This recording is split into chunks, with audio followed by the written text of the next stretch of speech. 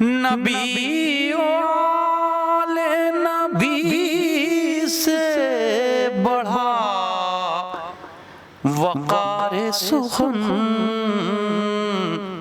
یہی سخن ہے حقیقت میں تاج دار سخن۔ اہل بیت ٹی وی کے ناظرین کی خدمت میں یہ خاکسار سلیم امروی آپ کا پسندیدہ پروگرام وقار سخن لے کر ایک بار پھر حاضر ہے۔ ناظرین، ساری تعریفیں اگر 100 ہیں خدا کے واسطے، ایک کم 100 ہیں محمد مصطفیٰ کے واسطے۔ آئیے حضرت محمد مصطفیٰ صلی اللہ علیہ وسلم کی یوم ولادت کی مناسبت سے منعقد کیا جانے والا جشن جو ناصر عباس صاحب بڑے خلوص سے منعقد کرتے ہیں، اس میں ہم آپ کو لیے چلتے ہیں اور سنواتے ہیں بارگاہ رسالت میں پڑھا گیا وہ کلام۔ اللہم صلی اللہ محمد و آل محمد۔ جیسا کہ آپ جانتے ہیں کہ یہ جشن یوم ولادت حضرت محمد مصطفیٰ صلی اللہ علیہ وآلہ وسلم، یعنی یہ جشن دین الہی، اس جشن کو ہم یہ بھی کہہ سکتے ہیں کہ یہ جشن ابو طالب ہے، جن کی بارگاہ میں حضرت محمد مصطفیٰ صلی اللہ علیہ وسلم نے پرورش پائی۔ یہ بھی کہا جا سکتا ہے کہ جشن نے مولا کائنات ہے، حضرت علی بن ابی طالب کا جشن ہے، حضرت امام حسن علیہ السلام کا جشن ہے، حضرت امام حسین علیہ السلام کا جشن ہے، یہ تمام ائمہ کا جشن ہے، کیونکہ یہ جشن رسالت مآب ہے۔ یہ جشن وہ لوگ مناتے ہیں جہاں جہاں انسانیت پائی جاتی ہے، وہاں وہاں حضرت محمد مصطفیٰ صلی اللہ علیہ وسلم کا ذکر ہوتا ہے، اور یہ ذکر 1400 سال سے ہو رہا ہے، اور انشاءاللہ یہ قیامت تک یہ ذکر جاری رہے گا۔ یہ ذکر ہم کیوں کرتے ہیں، یہ جشن ہم کیوں کرتے ہیں، یہ محفلیں ہم کیوں منعقد کرتے ہیں؟ یہ ہم ذکر کر کے کوئی ایسا نہیں ہے کہ ہم بہت بڑا کام کر دیں گے کہ ہم نے بارگاہ رسالت مآب میں کچھ ہدیہ انعام پیش کیا تو ہم نے کوئی بہت بڑا کام کر دیا، بلکہ ہم اپنا قدر سے ذکر کر کے بڑھا سکتے ہیں۔ لیکن جس کا ذکر قرآن مجید خود کر رہا ہو، جس کی مدح و ثنا قرآن مجید خود کر رہا ہو، تو اس کی مدح و ثنا، اس کی فضیلت کا کیا ٹھکانہ ہے؟ ایک بار بلند آواز میں نعرہ صلوات پڑھیے حضرات، اللہم صلی اللہ محمد و آل محمد۔ ہمارے اور بھی مہمان آئے، ہم ان میں مولانا مقصود الحسن قاسمی صاحب سے تو درخواست کریں گے وہ اسٹیج پر آئیں، اور باقی حضرات تشریف رکھیں۔ ایک بار بلند آواز میں نعرہ صلوات پڑھیے حضرات، اللہم صلی اللہ محمد و آل محمد۔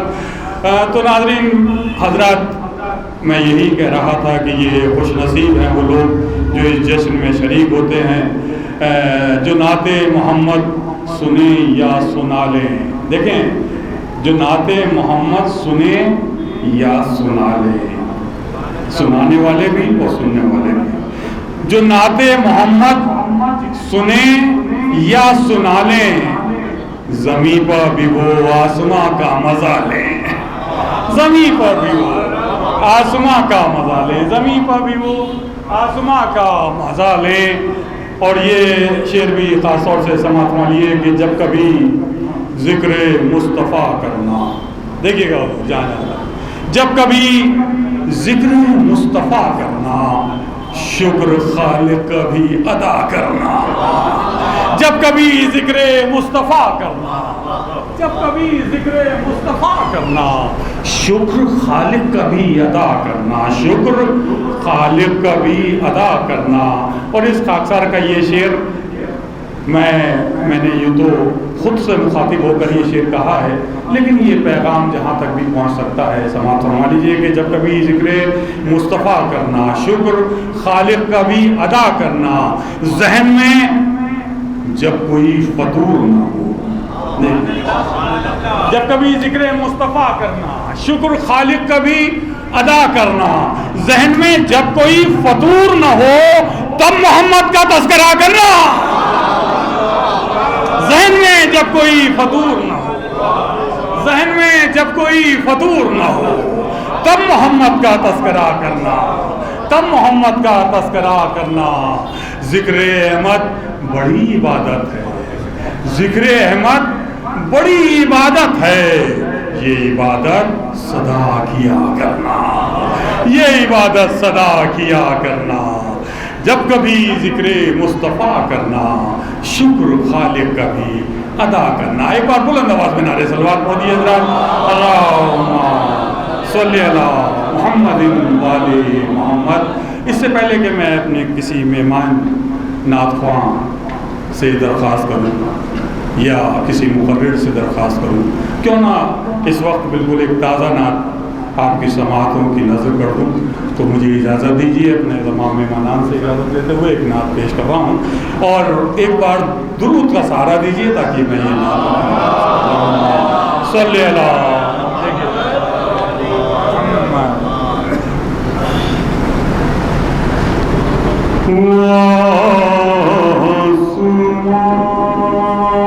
سے درود و سلام آتے ہیں،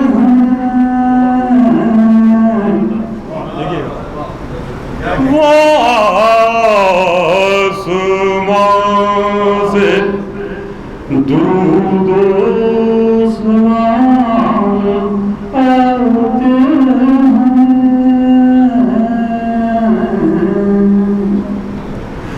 وہ آسمان سے درود و سلام آتے ہیں، جہاں میں آج رسول انام آتے ہیں، جہاں میں آج وہ آسمان سے درود و سلام آتے ہیں، جہاں میں آج رسول انام آتے ہیں، جہاں میں آج رسول انام آتے ہیں. عرض کیا ہے ڈاکٹر مہدی صاحب شعر سماعت فرمائیں. جہالتوں کے زمانے مرسل اعظم، دیکھیے گا، جہالتوں کے زمانے مرسل اعظم، جہالتوں کے زمانے میں مرسل اعظم، حسین ترین لیے ایک نظام آتے ہیں، حسین ترین لیے ایک نظام آتے ہیں، وہ آسمان سے درود و سلام آتے ہیں، جہاں میں آج رسول انام آتے ہیں. دیکھیے اس کا مطلب کا مزہ لیجیے. جہاں میں آج رسول انام آتے ہیں، نبی کے گھر کی فضیلت کا کیا ٹھکانہ ہے، نبی کے گھر کی فضیلت کا کیا ٹھکانہ ہے. ہمارے مہمان مولانا سعد امروی صاحب بھی تشریف لے آئے، ان سے گزارش کرتے ہیں وہ بھی اسٹیج پہ تشریف لے آئے. آپ لوگ بلند آواز میں نعرہ صلوات پڑھیے ذرا. اللہم صلی علی محمد وآل محمد. عالمی شہرت یافتہ ہمارے شاعر محترم سعد امروی صاحب.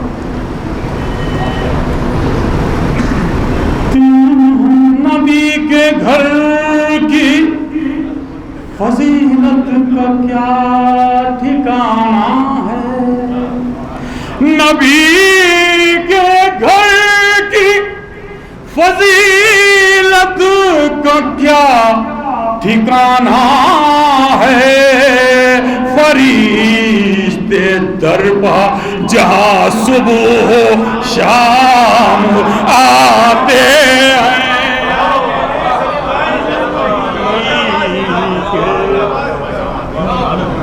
جہاں فرشتے در پا جہاں صبح و شام آتے ہیں، جہاں میں آج رسول انام آتے ہیں، نہیں ہے چھوٹا بڑا کوئی ان کی سیرت میں، نہیں ہے چھوٹا بڑا، نہیں ہے چھوٹا بڑا کوئی ان کی سیرت میں، نہیں ہے چھوٹا بڑا کوئی ان کی سیرت میں، نبی سے ملنے سبھی خاص و عام آتے ہیں، نبی سے ملنے سبھی خاص و عام آتے ہیں۔ کوشش کی ہے کچھ پیغام اس نعت کے ذریعے پہنچانے کی، آپ لوگ حوصلہ افزائی کروائے ہیں، بہت اچھا لگ رہا ہے۔ ایک بار بلند آواز میں نعرہ صلوات پڑھیے ذرا، اللہم صلی اللہ۔ بیان کیوں نہ کروں ان کی میں فضیلت کو، بیان کیوں نہ کروں ان کی میں فضیلت کو، وہ جن کے واسطے کوثر کے جام آتے ہیں، وہ جن کے واسطے کوثر کے جام آتے ہیں، وہ جن کے واسطے کوثر کے جام آتے ہیں۔ یہ شعر بھی خاص طور سے سماعت ہوں میں شوہر حضرات سے، خاص طور سے دیکھیے گا، صافی دیکھیے گا شعر، جو احترام کے لائق ہیں وہ فرشتے سبھی، دیکھیے کہ ایک لفظ سے شعر بنایا ہے، جو احترام کے، مولانا جلال صاحب قبلہ تشریف لے آئے، اسے گزارش ہے اسٹیج پہ تشریف لے آئے، بلند آواز میں نعرہ صلوات پڑھیے، اللہم صلی محمد والے محمد، جہاں میں آج رسول انام آتے ہیں، جہاں میں آج رسول انام آتے ہیں، جو احترام کے لائق ہیں وہ فرشتے سبھی، جو احترام کے لائق ہیں وہ فرشتے سبھی، نبی کے در پا بسد احترام آتے ہیں، نبی کے در پا بسد احترام آتے ہیں، نبی کے در پا بسد احترام آتے ہیں، جو بے لگام ہوئی جا رہی تھی آدمیت، جو بے لگام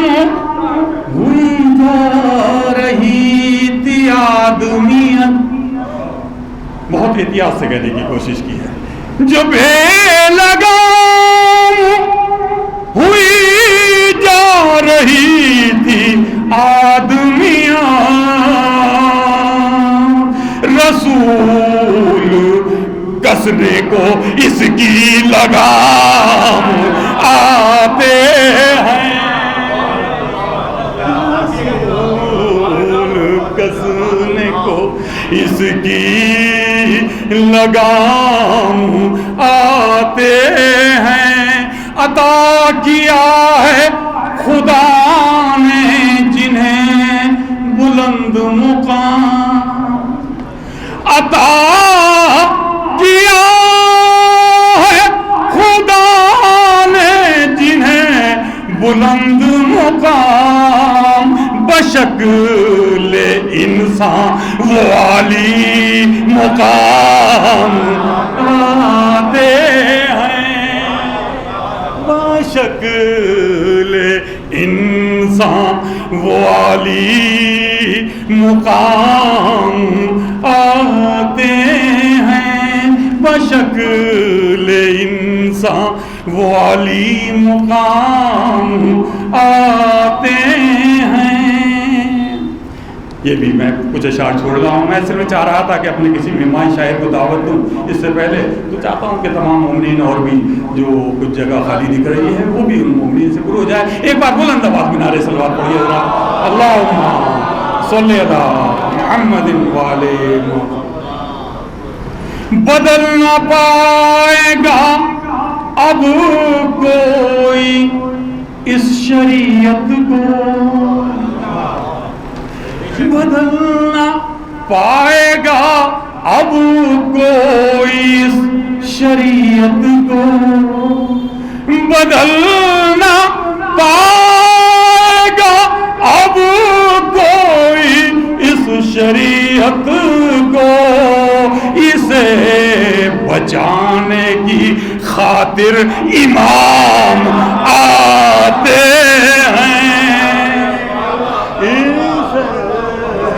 بچانے کی خاطر امام آتے ہیں. اسے بچانے کی خاطر امام آتے ہیں. میرا شمار بھی ہو جائے کاش ان میں سلیم، میرا شمار بھی ہو جائے، میرا شمار بھی ہو جائے کاش ان میں سلیم.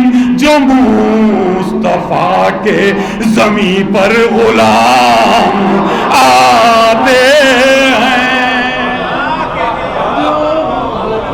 مصطفیٰ کے زمین پر غلام آتے ہیں.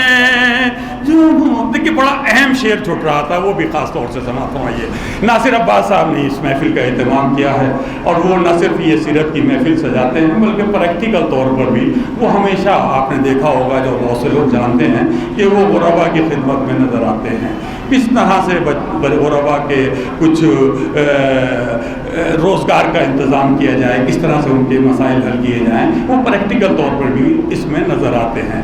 یہ فکر ان کا، یہ جذبہ دیکھتے ہوئے آئی، یہ فکر بھی خاص طور سے اس شعر میں سماعت فرمائیے. ایک بار بلند آواز میں نعرہ صلوات پڑھیے. اللہم صلی علی محمد والے محمد. جہاں میں آج رسول انام آتے ہیں. سماعت فرمائیے. شکل دیکھیے گا، دیکھیے گا خاص طور سے وہ جن کی نظروں میں رہتی ہے سیرت احمد. دیکھیے گا، وہ جن کی نظروں میں، رئیس بھائی، وہ جن کی نظروں میں رہتی ہے سیرت احمد، وہ جن کی نظروں میں رہتی ہے سیرت احمد وہی تو لوگ زمانے کے کام آتے ہیں، وہی تو لوگ زمانے کے کام، وہ جن کی نظروں میں رہتی ہے سیرت احمد وہی تو لوگ زمانے کے کام آتے ہیں، وہی تو لوگ زمانے کے کام آتے ہیں۔ بہت بہت شکریہ، بالکل تازہ نعت آپ کی خدمت میں پیش کی، آپ نے حوصلہ افزائی کی، بہت بہت بہت شکریہ ڈاکٹر مہدی صاحب۔ آئیے اس سلسلے کو اب ہم اور آگے بڑھائیں، اور یہ جو نظم کا فضا میں تھے آپ، وہ تھوڑی سی اس سے نثر کی طرف ہم بڑھتے ہیں، اور ہمارے بیچ ہمارے خوش نصیبی کے ایک بڑی اہم ترین شخصیت ہمارے بیچ موجود ہیں، عالمی شہرت یافتہ ذاکر اہل بیت علامہ ڈاکٹر حسن کمیلی صاحب کی شخصیت پوری دنیا میں کسی بھی طرح کے تعارف کی محتاج نہیں ہے۔ مسلسل سفر میں ہیں آپ، کہیں جرمنی اور UK اور ابھی کینیڈا سے چند روز قبل انڈیا پہنچے ہیں۔ ہماری اس محفل میں، اس جشن میں ہمیشہ شرکت کرتے چلے آئے ہیں، ہماری سرپرستی کرتے چلے آئے ہیں۔ میں بے حد ادب اور احترام کے ساتھ ان کے حضور پہنچتا ہوں، اور آج کی اس محفل کے مقصد کی طرف ان کا ارشاد رہے گا۔ میں بہت ادب سے ان سے درخواست کرتا ہوں کہ وہ مائک پہ تشریف لائیں اور اپنے خیالات کا اظہار کریں۔ آپ حضرات سے گزارش ہے بلند آواز میں نعرے صلوات پڑھیے۔ اللہ ڈاکٹر حسن کمیلی۔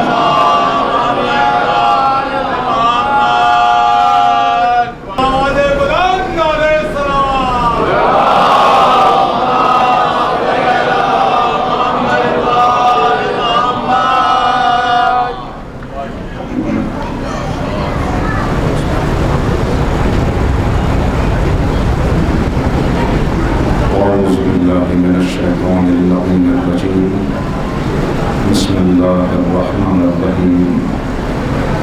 قال اللہ تبارک و تعالی فی کتابہ المجید وفرقانہ الرشید وقولہ الحق۔ بسم اللہ الرحمن الرحیم۔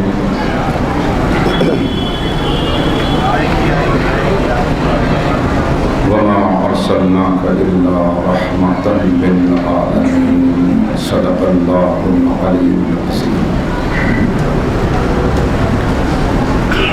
وہ دانائے سبل ختم الرسل مولائے کل، جس نے فروغ راہ کو بخشا، غبار راہ کو بخشا، فروغ وادی سینہ، نگاہ عشق و مستی میں وہی اول وہی آخر، وہی قرآن وہی فرقان وہی یاسین وہی طٰہٰ۔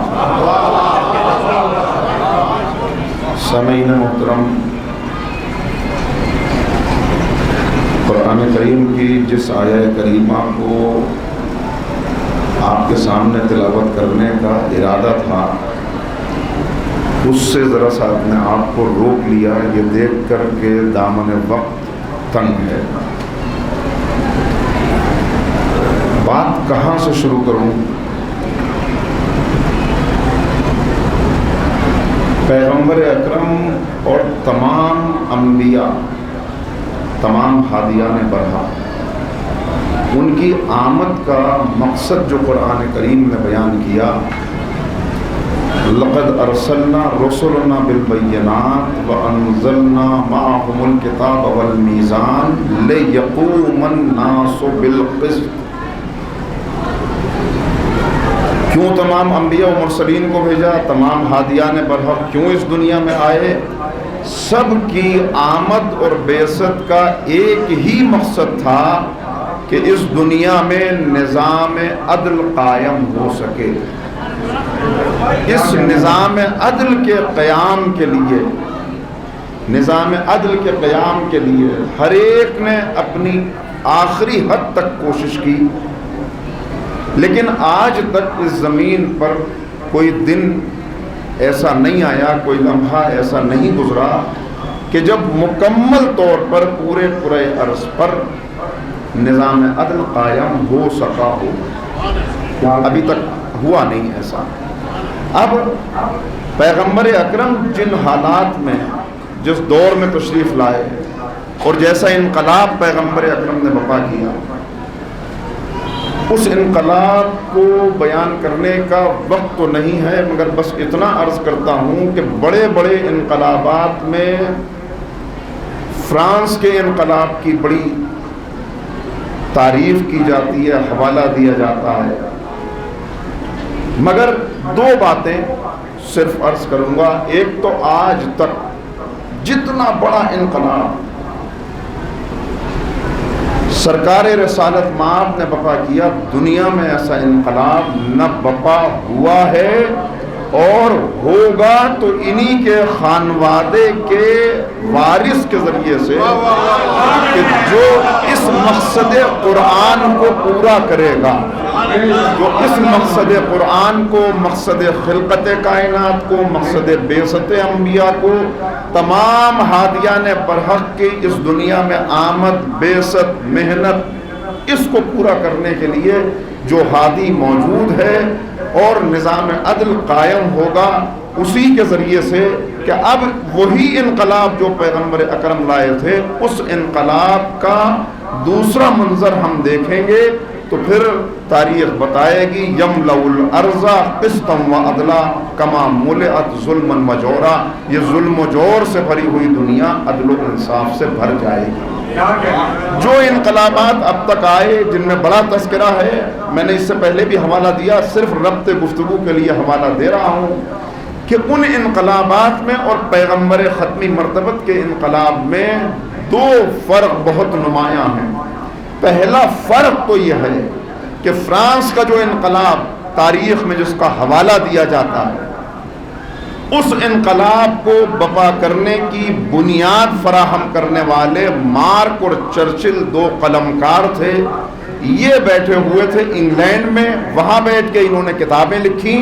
اس کے نتیجے میں فرانس میں انقلاب برپا ہوا.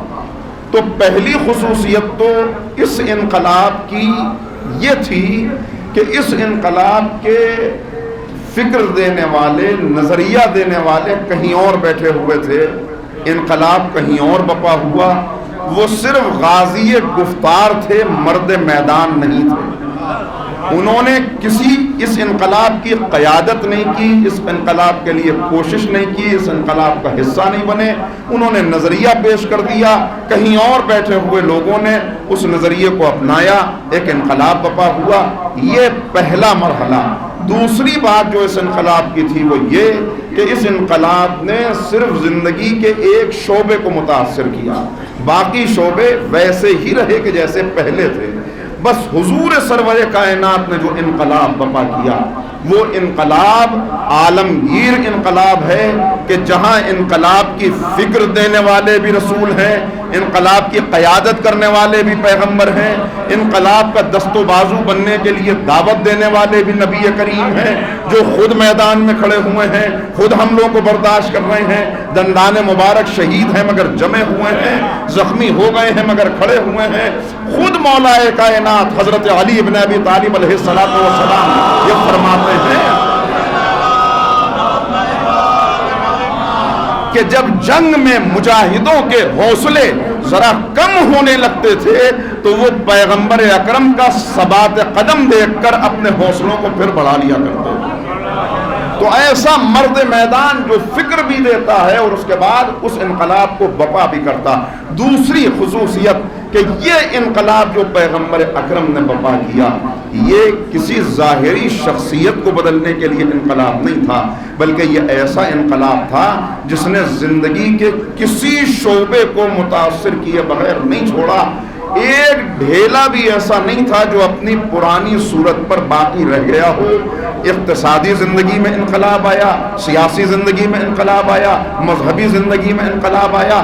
ایسا انقلاب آیا کہ جب ڈاکٹر مائیکل ہارٹ لکھنے بیٹھا کہ تاریخ کے 100 ایسے کون سے افراد ہو سکتے ہیں جنہوں نے تاریخ پہ سب سے زیادہ اثر چھوڑا، تو مجبور ہوا لکھنے پر کہ اس کتاب میں سر فہرست پیغمبر اکرم حضرت محمد مصطفیٰ صلی اللہ علیہ وسلم۔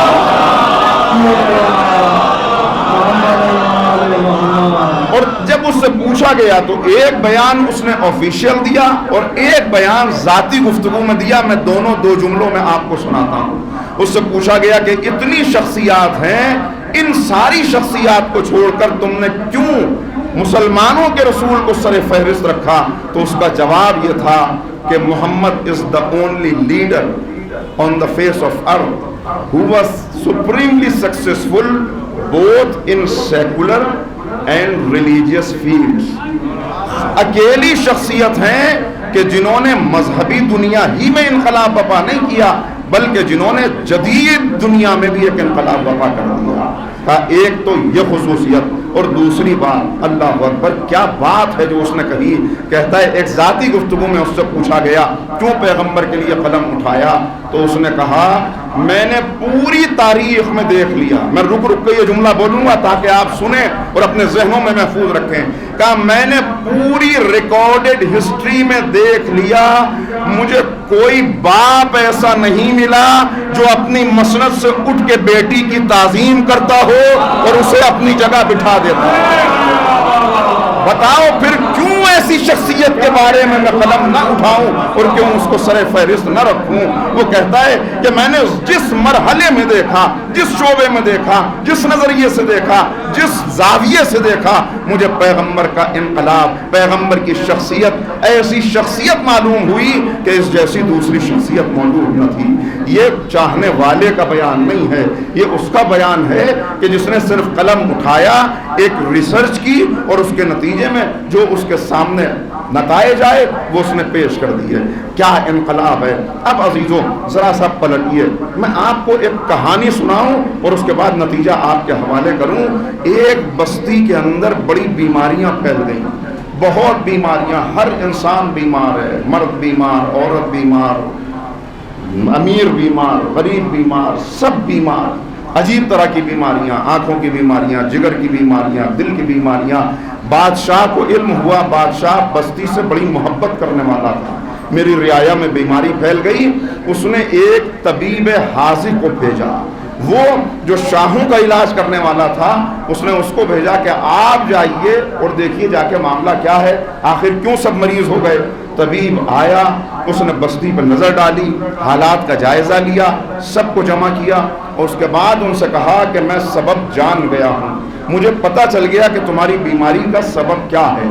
سنو، یہ گندا پانی تم پی رہے ہو، اس کی وجہ سے بیمار ہو، یہ پانی نہ پینا، غلاظتیں تم نے جمع کر رکھی ہیں، کوڑے کے ڈھیر لگے ہوئے ہیں، یہ صفائی کرو، پانی ابال کے پیو، ان باتوں کا خیال رکھو۔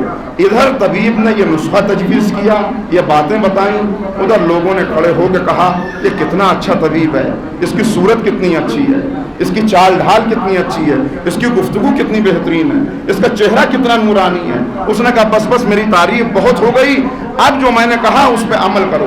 جب بھی وہ کہتا ہے کہ گھروں کی صفائی کرو، یہ کھڑے ہو کے کہتے ہیں سبحان اللہ، آپ کی صورت بڑی اچھی ہے، آپ کی گفتگو بڑی اچھی ہے۔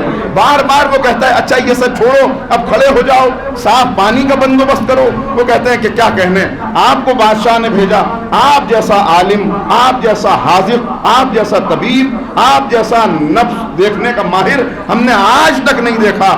اس نے کچھ دیر تک یہی حالات دیکھے، اس کے بعد اس نے کہا بھائی مجھے بتایا گیا تھا تمہارا دل خراب ہے، جگر خراب ہے، آنکھیں خراب ہیں، یہاں آ کے پتہ چلا تمہارا تو دماغ بھی خراب ہے۔ میری تعریف کیے جاتے ہو، میں بار بار کہتا ہوں کہ اٹھو، بیماری صرف میری تعریف کرنے سے دور نہیں ہوگی جب تک تم میرے نسخے پر عمل نہ کرو۔ بس عزیزو دست ادب جوڑ کے عرض کر رہا ہوں، یہ رویہ ہے جو ہم نے رسول اکرم کے ساتھ اپنا، اللہ نے اپنے حبیب کو بھیجا، किस बस्ती में भेजा, किन लोगों में भेजा और क्या पैगंबर ने इनकलाब बपा किया। मैंने आपकी खिदमत में अर्ज किया, अब खुद कुरान के अल्फाज में उस इनकलाब को देखें तो कुरान बयान कर रहा है, हुवल्लज़ी बाअस फ़िल उम्मीयीन रसूलन मिनहुम यतलू अलैहिम आयातिही व युज़क्कीहिम व युअल्लिमुहुमुल किताब वल हिकमा व इन कानू मिन क़ब्लु लफ़ी ज़लालिम मुबीन। जो तारीकी में, बस्ती में, इन्हितात में, ज़वाल में गिरे हुए थे, उनको बुलंद करने के लिए अल्लाह ने अपने हबीब को भेजा। हबीब को भेजा, कितना बड़ा एहसान किया कि खुद कुदरत ने कहा हमने तुम पर एहसान किया। लक़द मन्नल्लाहु अलल मुअमिनीन, वो जो एहसान जताता नहीं उसने एहसान जताया। क्यों एहसान जताया? इसलिए कि तुम नहीं जानते कि हमारे हबीब क्या है, उसकी मंजिलत क्या है, हमें उससे कितनी मोहब्बत है।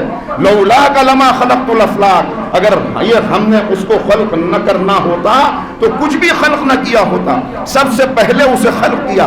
देखिए यही पहले इसी बात को समझ लें कि कितनी अजीम शख्सियत थी जिसको भेजा। बता दिया कि सबसे पहले उनका नूर खल्क किया, भेजा बाद में। ये इसलिए कि तुम्हें ये एहसास रहे, ये पता रहे, बस जुमला कहने जा रहा हूं कि ये एहसास हमेशा तुम्हारे जहनों में रहे कि अल्लाह ने बशर को नबी बना के नहीं भेजा, नबी को बशर बना के भेजा। उनकी नबूवत पहले से है, बशरियत बाद में है। तो वो जो सैयदुल अंबिया था उसे बशरी पैकर क्यों अता किया, उसे बशरी पैकर क्यों अता किया?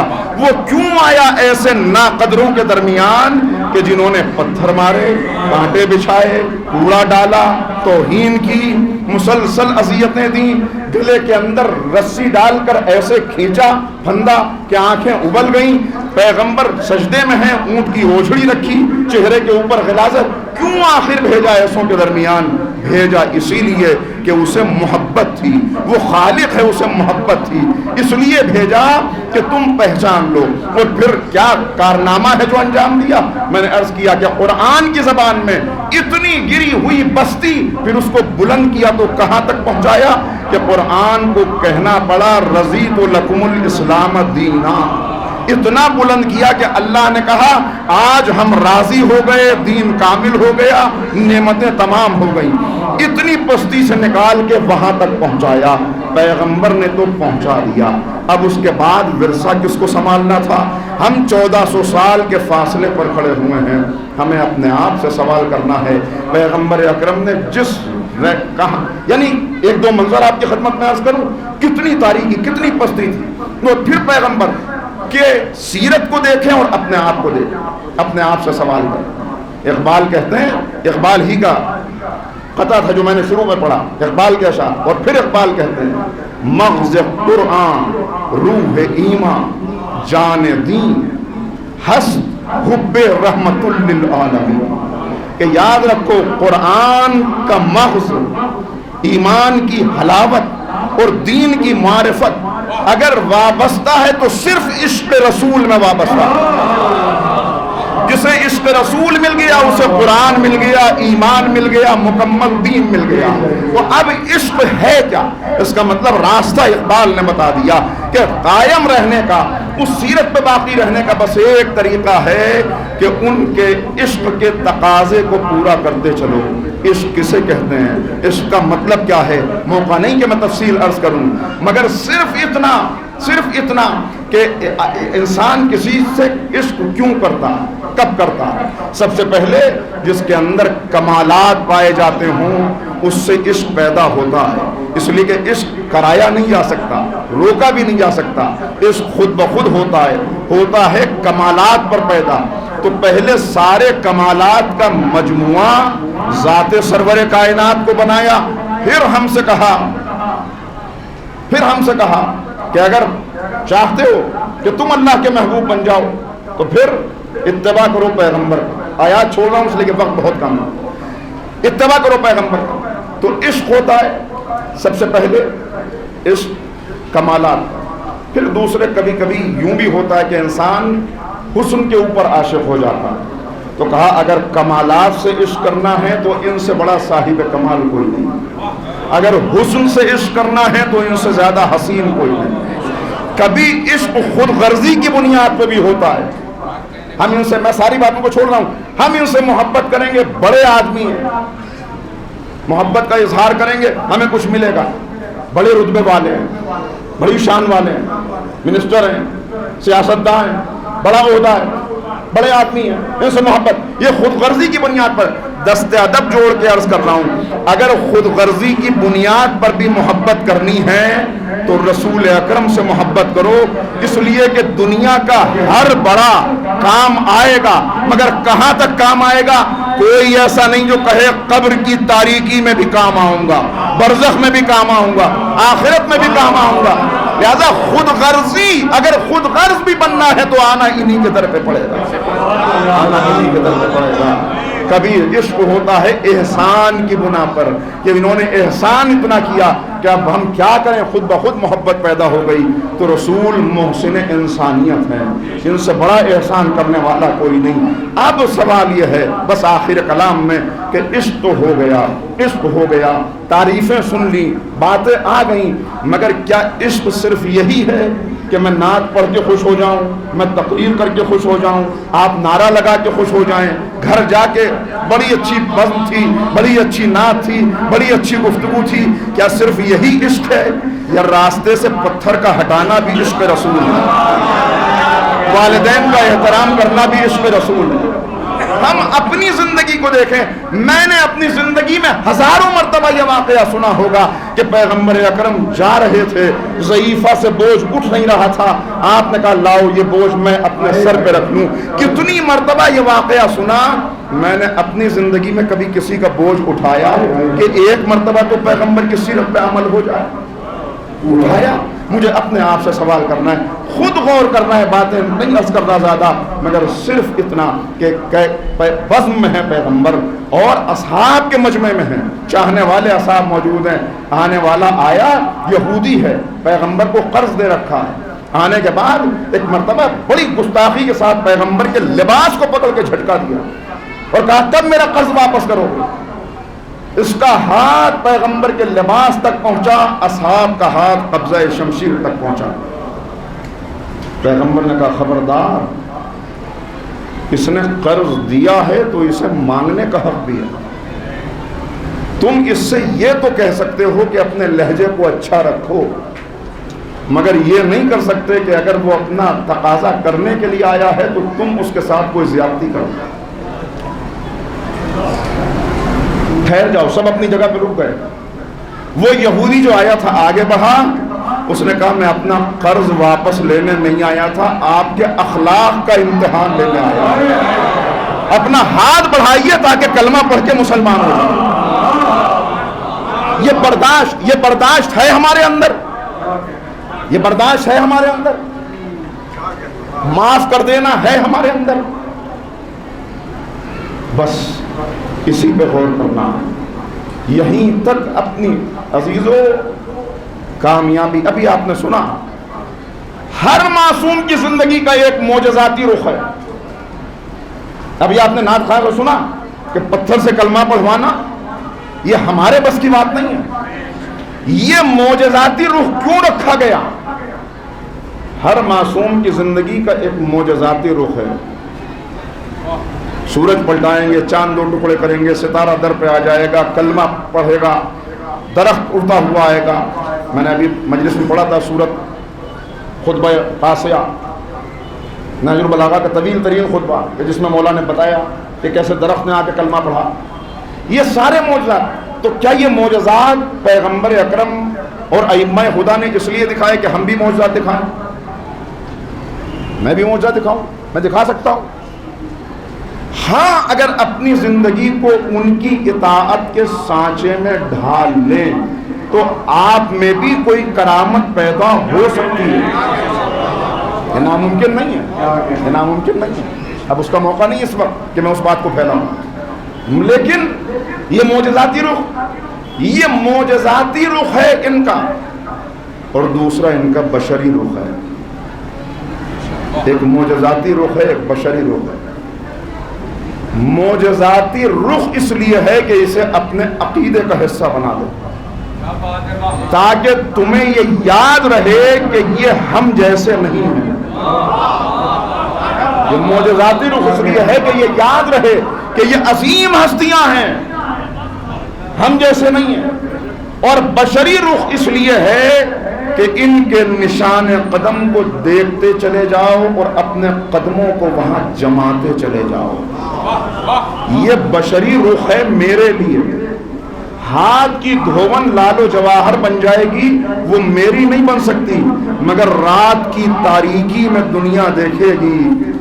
سب جب سوئے ہوئے ہوں گے، چشم فلک یہ منظر دیکھ رہا ہوگا، اور ایک غلام جو راوی ہے وہ بیان کرے گا کہ میں نے دیکھا کہ اپنی پشت پر بوجھ اٹھا کر دبستان رسالت کا وہ نمونہ، انسان کامل کا نمونہ، دبستان پیغمبر کا وہ شاگرد جس نے فخر کیا کہ میں محمد کے غلاموں میں سے ایک غلام ہوں، اور دنیا والوں کو دعوت دی کہ آؤ علی مرتضیٰ کو دیکھو، مجھے دیکھو، جس کا غلام ایسا ہے اس کا آقا کیسا ہو. قمر بیان کرتے ہیں کہ رات کی تاریکی میں نے دیکھا کہ مولا بستر سے اٹھے. جو بستر کتنی دیر سوتا ہوگا، کتنی دیر لیٹتے ہوں گے. کہا کہ چلے، میں بھی پیچھے پیچھے چلا. دیکھا کہ کچھ روٹیاں ہیں جو مولا نے بار کر رکھی ہیں. میں نے کہا مولا مجھے اجازت دیجئے. کہا نہیں، تمہیں اجازت نہیں ہے، تمہیں اجازت نہیں، میں اس کا زیادہ مستحق ہوں، اس لیے کہ میں اس وقت حکمراں ہوں، میں حاکم ہوں، مجھے اس کا زیادہ حق پہنچتا ہے. کہتے ہیں میں پیچھے پیچھے چلا. ایک گھر پہنچے، کچھ جگہوں پر تقسیم کرنے کے بعد آخر میں ایک گھر پہنچے. دق الباب کیا، دروازہ کھلا. بچے دوڑے ہوئے آئے اور کہا ہمارا بابا آ گیا. آپ نے خاتون خانہ سے پوچھا تم بچوں کو بہلاؤ گی یا کھانا پکاؤ؟ ایک کام تم کر لو، ایک میں کیے دیتا ہوں. اس نے کہا کہ آپ بچوں کو بہلا لیں، میں کھانا پکا لیتی ہوں. بچوں اب جو قمبر کہہ رہے ہیں اب میں کیسے بیان کروں. قمبر کہتے ہیں کہ وہ بچے کبھی مولا کی آغوش میں تھے، کبھی مولا کے کندھے پر تھے، یہاں تک کہ ایک لمحہ ایسا آیا کہ مولا نے اپنے ہاتھوں کو زمین پر ٹکایا اور ان بچوں کے لیے سواری بن گئے. کا 2 بچے تھے وہ کمر پہ سوار ہو گئے اور آپ پورے گھر کے اندر ایک سواری کی طرح چلنے لگے. قمبر کہتے ہیں میں اپنے آنسوؤں کو ضبط کرتا رہا. اب جب باہر نکلے تو میں نے اتنا کہا کہ آپ امیر المومنین ہیں، آپ خلیفۃ المسلمین ہیں، آپ نے سامان خرد و نوش خود اٹھایا، وہ سمجھ میں آ گیا. آپ یہاں آئے، آپ نے کہا میں بچوں کو بہلا دوں، یہ سمجھ میں آ گیا. مگر اتنی عظیم شخصیت اور اس طرح سواری بن گئے. امام نے پلٹ کے جواب دیا قمبر ان بچوں کو اس وقت کھانے سے زیادہ باپ کی محبت کی ضرورت تھی. انہیں اپنا باپ یاد آ رہا تھا، انہیں اس وقت اپنا باپ یاد آ. یہ ہے کردار. ہم کیا سیرت رسول پہ عمل کریں گے؟ سیرت و سنت رسول پر سب سے بڑے عمل کرنے والے کو علی مرتضیٰ کہتے ہیں. انسان کامل جن کے نقوش قدم ہمارے لیے مشعل راہ ہے. لہذا اب خود جائزہ لینا ہے. بس ختم کر دی میں نے تقریر، مگر بس اتنا عرض کرتے ہوئے کہ پیغمبر آتے ہیں تو وہ کفار ابھی جب تک دعوی نبوت نہیں کیا تو وہ لوگ خانہ کعبہ میں حجر اسود کو آویزاں کرنا ہے، تلواریں کھینچی ہوئی ہیں قبیلوں کی، اور کہنے والا کہہ رہے ہیں کہ مسئلہ کیسے حل ہو؟ کہا کہ تلواریں نہ چلاؤ، کل جو سب سے پہلے آئے گا اس سے فیصلہ کرائیں گے. جیسے ہی پیغمبر تشریف لائے کہا وہ امین اور صادق آ گیا، وہ صادق اور امین آ گیا. بس میں اپنے آپ سے سوال کروں، کیا آج کسی مسلمان بستی میں کوئی ایسی شخصیت موجود ہے جسے 100 لوگ مل کے یہ کہہ دیں کہ یہ امین اور صادق ہے؟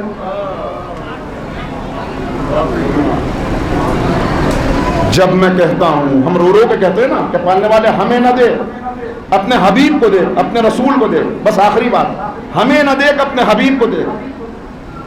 عجب نہیں، اللہ رب العزت بھی پلٹ کے جواب دیتا ہوں مجھے کیا میرا حبیب دکھا رہے ہو، میں تو ہر وقت اپنے حبیب کو دیکھتا ہوں، میں ہر وقت اپنے حبیب کو دیکھتا ہوں. میں نے قرآن میں اعلان کر دیا ان اللہ ملائکتہ یصلون علی النبی یا ایھا الذین آمنوا صلوا علیہ وسلموا تسلیما.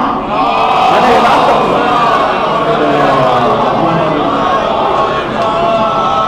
میں تو ہر وقت اپنے حبیب کو دیکھتا ہوں، مگر میں نے اپنے حبیب کو اس پست جگہ پر، اس ادنا دنیا میں بھیجا اس لیے ہے کہ مجھے میرا حبیب نہ دکھاؤ، تم میرے حبیب کو دیکھو، تجارت میں میرے حبیب کو دیکھو، ملازمت میں میرے حبیب کو دیکھو،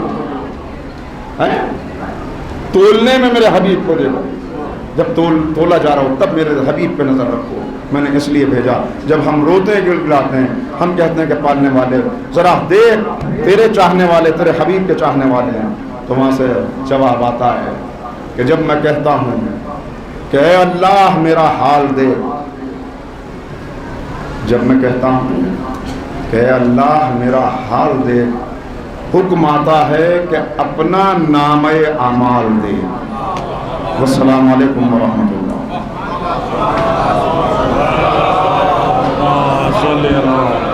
محمد والی محمد۔ سبحان اللہ سبحان اللہ۔ قبلہ محترم ڈاکٹر حسن کمالی صاحب ابھی آپ سے مخاطب تھے۔